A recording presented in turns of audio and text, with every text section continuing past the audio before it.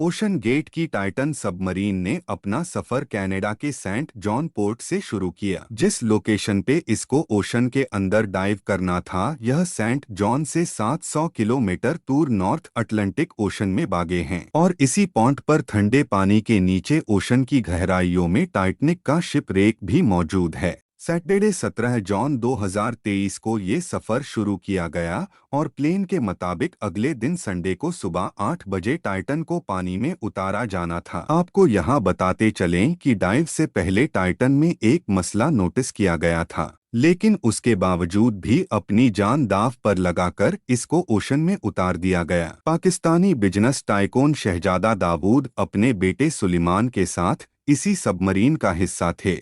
17 जून को डाइव करने से पहले हार्निश हार्डिंग ने इंटरनेट पे अपना आखिरी पोस्ट किया था। उनका कहना था कि शदीद सर्द मौसम की वजह से उनकी डाइव डिले हो गई है। कल सुबह को जब थोड़े वक्त के लिए मौसम बेहतर होगा तो हम डाइव कर जाएंगे। ये 5 लोग अपना शौक पूरा करने के लिए मशहूर ज़माना टाइटैनिक का मलबा देखने जा रहे थे।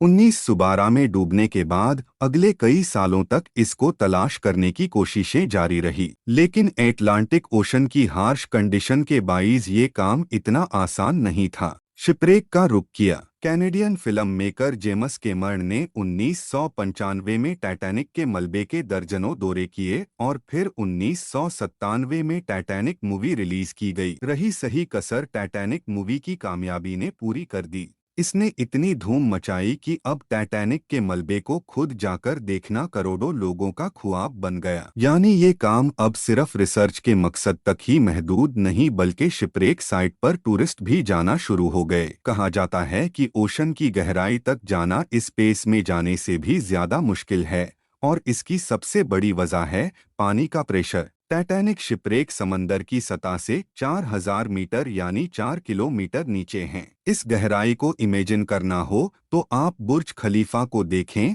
और समझ लें कि टाइटैनिक का मलबा समंदर में करीब 5 टाइम्स बुर्ज खलीफा की हाइट जितना नीचे है। खैर, संडे 18 जून 2023 दोपहर को 12 बजे सबमरीन का सफर स्टार्ट हुआ। नॉर्मली टाइटैनिक तक पहुंचने में 2 घंटे लगते हैं, लेकिन 1 घंटे 45 मिनटों के बाद ही मदरशिप पोलर प्रिंस जो के ऊपर वेट कर रही थी, उनका सबमरीन से राब्ता टूट गया। पहले इस बात को ज्यादा सीरियस नहीं लिया गया। यह पूरा ट्रिप टोटल 7 घंटों का था। 12 बजे से लेकर शाम को 7 बजे इनको वापस लौटना था। अगले दिन मंडे को यूएस और कैनेडियन शिप्स और प्लेन्स ने पूरे एरिया में एक प्रॉपर सर्च ऑपरेशन शुरू कर दिया। उन्होंने सिर्फ समंदर की सतह पर ही नहीं, बल्कि सुनार स्कैनिंग की मदद से पानी के अंदर भी अपनी तलाश जारी रखी।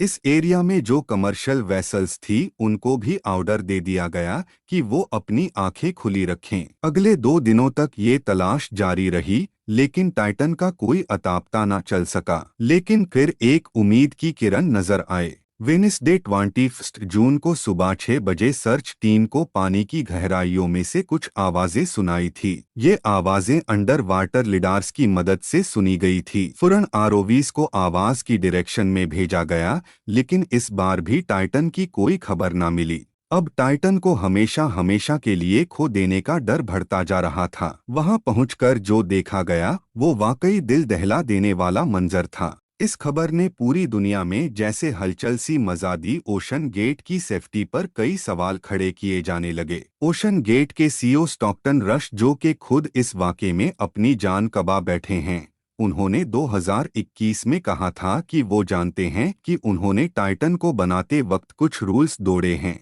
क्योंकि उन्होंने टाइटन को स्टील से नहीं बल्कि एविएशन ग्रेड कार्बन फाइबर से बनाया है। प्रेशर के लिए पानी का बहाव भी होता है, जो कि लहरों की वजह से पैदा होता है। इसके अलावा अंधेरे की वजह से ये भी हो सकता है कि कोई भारी पत्थर या फिर समुद्री मखलूक सबमरीन से टकराई हो। कुछ भी हो, टाइटन की तबाही की एक वजह तो इसका कार्बन फाइबर का हल था, लेकिन दूसरी वजह इसमें पहले से मौजूद क्रैक्स भी थे। जी हाँ, टाइटन सबमरीन 2019 में कार्ल स्टेनले नामी एक बिजनेसमैन को भी लेके गई थी और उस वक्त भी उसको ओशन गेट के सीईओ ही ऑपरेट कर रहे थे। कार्ल ने बताया कि उस सफर के दौरान जब वो नीचे जा रहे थे तो उनको टाइटन की बॉडी में से क्रैकिंग की आवाज सुनाई दी थी। उस वक्त उन्होंने इस आवाज पर ज्यादा ध्यान नहीं दिया क्योंकि उनको ओशन गेट के सीईओ जिन्होंने खुद ये सबमरीन डिजाइन की थी उन पर पूरा भरोसा था। लेकिन इस हादसे के बाद उन्होंने सीएनएन को बताया कि शायद वो आवाज इस बात की वार्निंग थी कि टाइटन की बॉडी पानी का प्रेशर बर्दाश्त नहीं कर पा रही।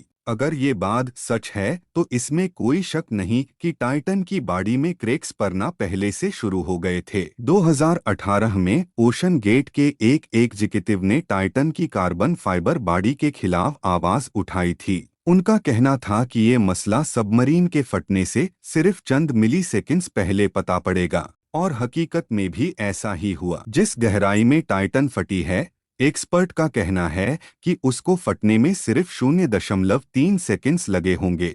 वीडियो आपको कैसा लगा कमेंट में ज़रूर बताना और 06 क्रिएशन चैनल को सब्सक्राइब कर देना। धन्यवाद।